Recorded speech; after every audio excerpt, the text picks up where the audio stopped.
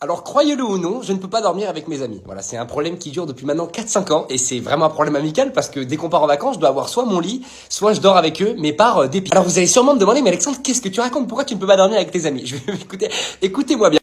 Alors ça fait un an que j'ai envie de faire cette vidéo, j'ose pas. J'ai un problème, voilà. Dès que je dors avec un ami à moi, que essentiellement du sexe masculin, je sais pas pourquoi je fais des rêves érotiques. Donc en fait, c'est-à-dire qu'en fait j'ai des amis. Maintenant j'ai créé carrément un tableau Excel. Donc le premier qui est sur le tableau Excel, c'est Gonzague. J'ai fait un rêve érotique 5 fois avec lui, voilà.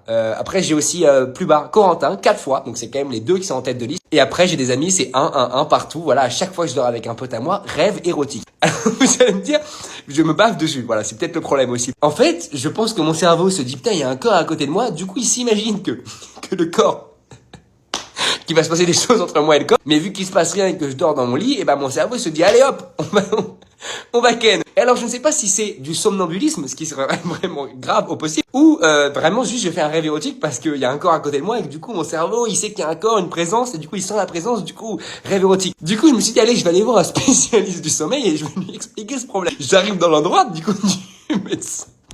Et je lui dis, monsieur, je lui explique la situation. Le mec a 60 piges, donc je me dis, ça a dû déjà lui arriver. Il y a peut-être des gens qui ont le même problème que moi. C'est-à-dire que, pour ceux qui n'auraient pas compris, quand je me réveille, il y a du fluide non newtonien dans mon slibard, quoi. Parce que le vrai problème, c'est si, je veux dire au niveau amical, hein, si c'est pas je sais pas, si c'est pas un rêve érotique, et que c'est du somnambulisme, par exemple. Ça veut dire, c'est-à-dire que pendant la nuit, mon pote, il dort. Du coup, moi, je me réveille. Du coup, je suis debout. Je suis comme ça, je suis somnambule. C'est-à-dire que là, il y a mon pote qui dort. Et moi, du coup, somnambule, je commence à... Sauf que, imaginez si mon pote, il se réveille à ce moment-là. C'est donc un vrai problème qui peut ruiner des amitiés. Et une santé mentale aussi, hein. Et une santé physique, enfin tout ce qui va avec, je pense que la personne est ruinée, hein, si ça arrive à un de mes potes. Il m'a donc invité à faire un deuxième rendez-vous pour être sûr de ses examens de polysomnographie, je crois. Alors la polysomnographie, c'est le fait de dormir une nuit en laboratoire et d'être du coup examiné. Et le problème étant que du coup je dois dormir avec qui? On ramène un ami à moi directement. Je vais appeler du coup le monsieur, peut-être dans la journée ou demain ou après le bar, et lui demander mais monsieur, du coup je ramène un ami à moi ou... Ou alors je vais dormir avec un humain lambda comme ça à côté de moi. Et parce que si c'est du somnambulisme, du coup ils vont voir ça, ils vont voir quoi sur les caméras?